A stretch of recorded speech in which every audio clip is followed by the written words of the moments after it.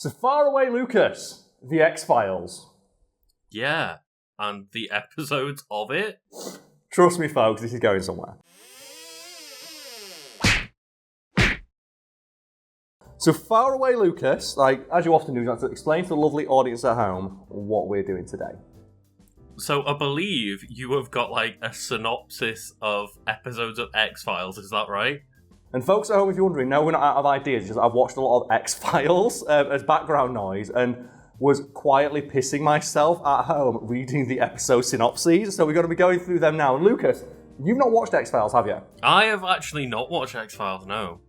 Okay, so the basic plot is, it is Dana Scully and Fox Mulder, a skeptic and a firm believer in the extraterrestrial, the occult, and basically every kind of conspiracy theory imaginable, solving mysteries and shit across America. And something I want you to keep in mind as we go through the synopses of these episodes is that Dana Scully, throughout almost every single season, still insists that none of the stuff she's seeing is real. And always tries to come up with a rational explanation for what she's seeing, with the sole exception of one episode where a kid has stigmata, and she's like, no, it's real.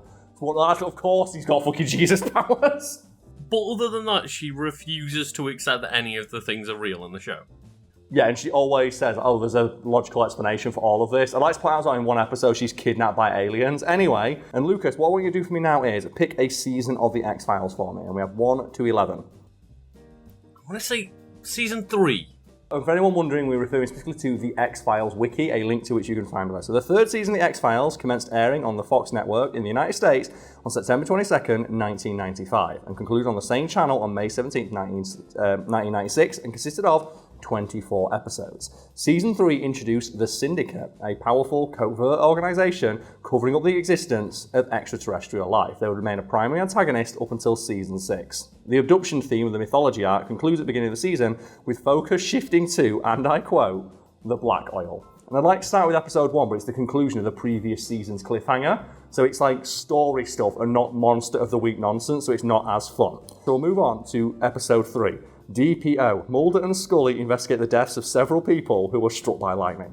So pretty standard fare. Yeah, for sure.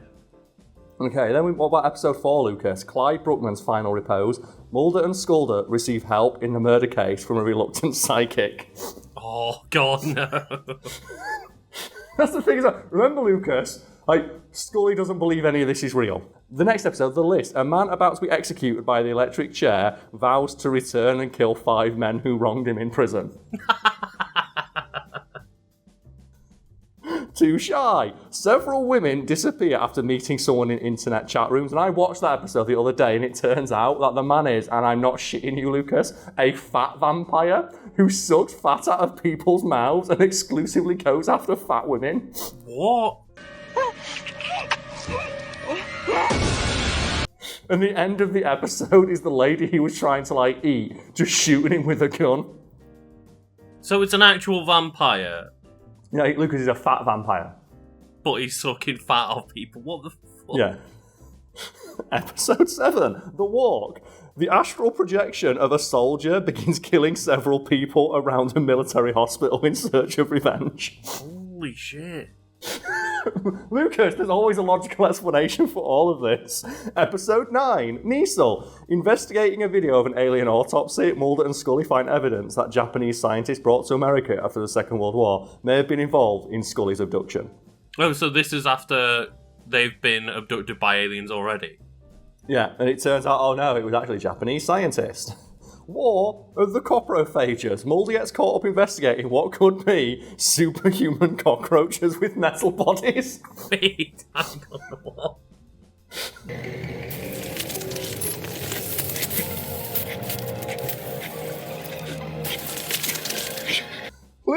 Lucas, any thoughts on the superhuman robot cockroaches?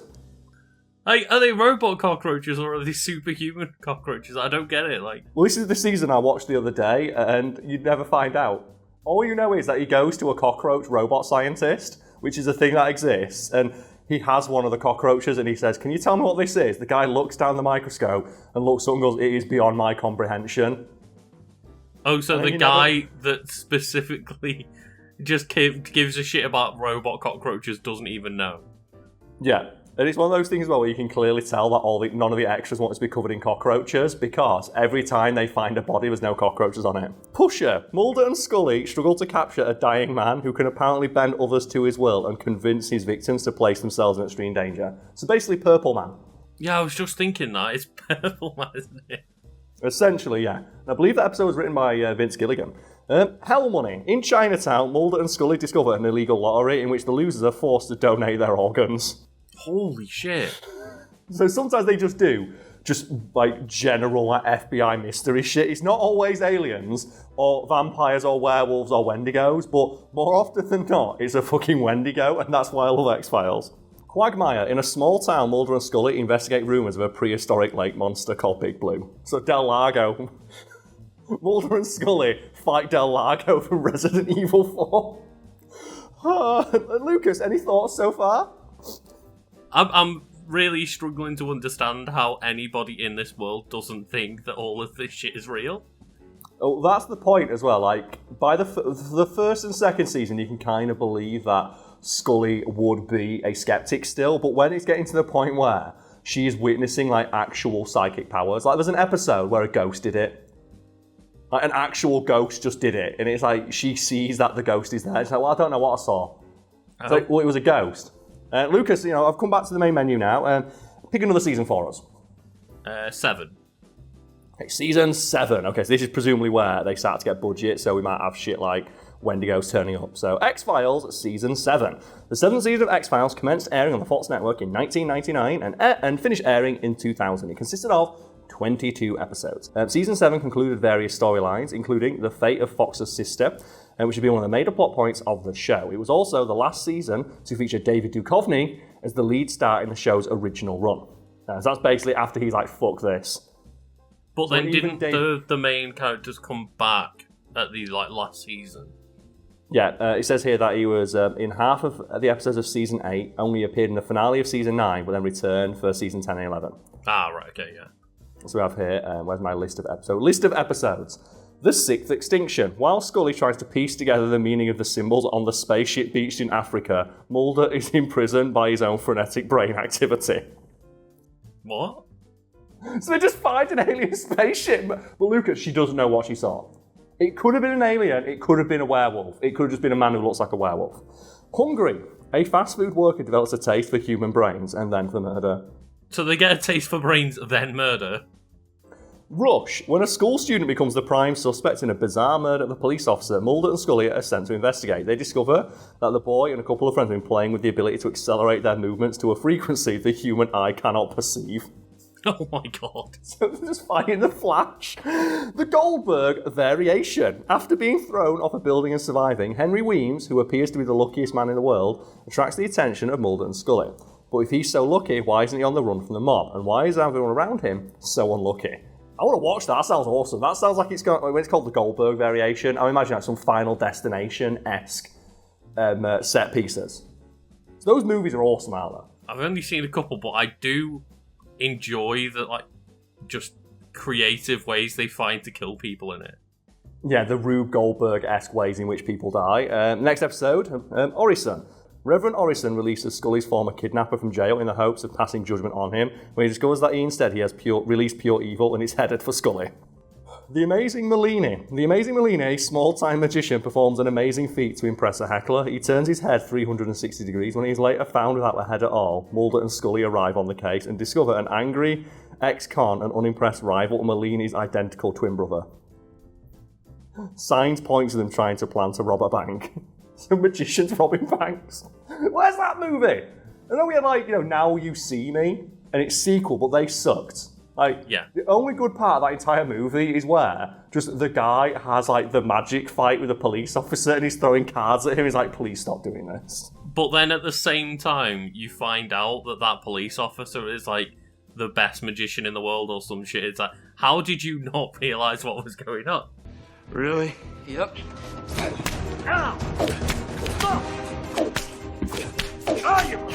Ex-Cops, a filming of an episode of Cops So this is a crossover episode, gets in the way of a collaborative effort between the FBI and the local police department.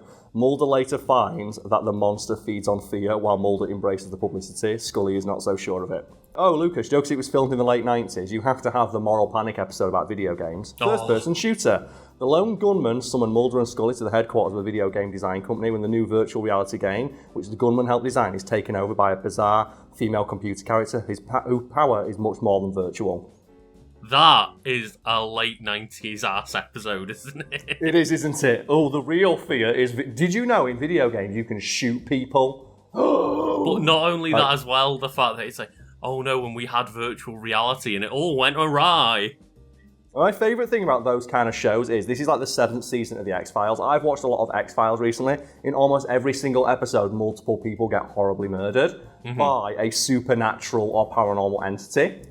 And I love the idea of a TV show being like, look at this form of entertainment and how, like, bad it is for people. Not like television. Like this, the previous episode in this season was a crossover with Cops, which is like the most bottom of the barrel, like reality TV of capturing people at their worst and just filming them as they get arrested by the police. Chimera. Mulder investigates what appears to be a missing case of a woman from a small town, but it soon turns out to be a murder by a spirit summoned from the underworld. Oh, God. Meanwhile, Scully must endure an uncomfortable stakeout.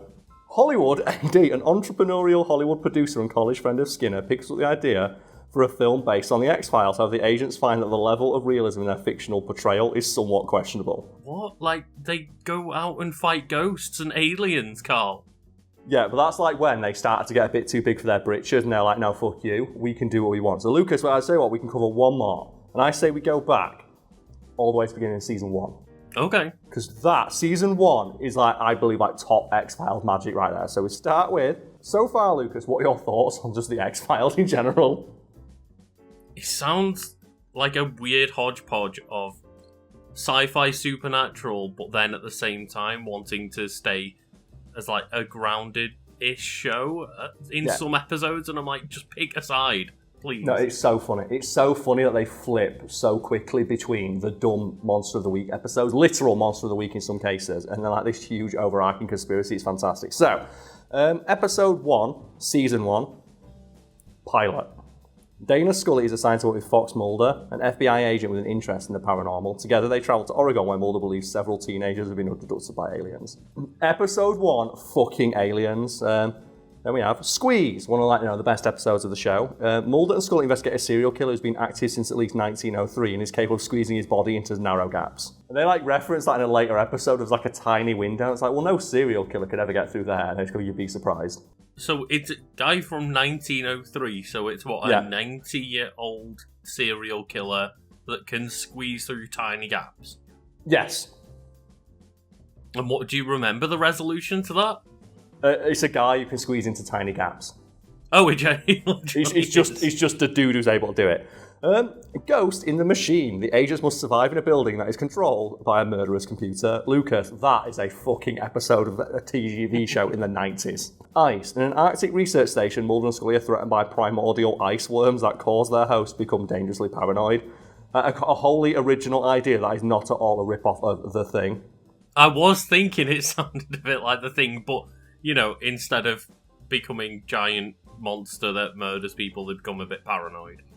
Lucas, primordial ice worms. Space. When Mulder and Scully are told of sabotage attempts to NASA's space shuttles, the agents investigate reports about the space agency may be under alien control.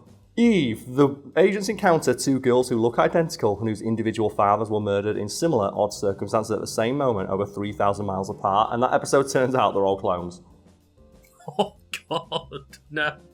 Yeah, they're all clones. Fire. Mulder must overcome his phobia of fire to catch a mutant killer with fire-controlling capabilities. Lucas, there's always a logical explanation. Season 1, episode 12, man with pyrokinesis, who they see using his powers. Yeah, they just fight an X-Men and just like, yeah, okay. Lazarus. After a fellow agent and friend of Scully's is shot by a criminal who Scully shoots in turn, the agent is revived, but Mulder suspects he's not who he appears to be.